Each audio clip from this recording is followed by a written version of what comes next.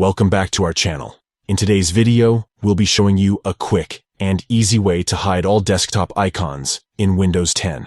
If you're someone who prefers a clean and clutter-free desktop, this tutorial is for you. Let's get started. Step 1. Right-click any empty area of the Windows 10 desktop. A context menu will appear.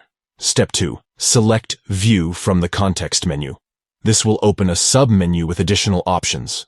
Step 3. From the submenu, select the option with a tick in front of it that says Show Desktop Icons.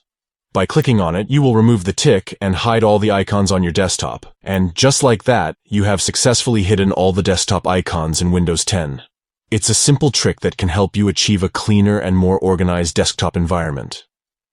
We hope you found this tutorial helpful. If you did, please give this video a thumbs up and consider subscribing to our channel for more useful tech tips.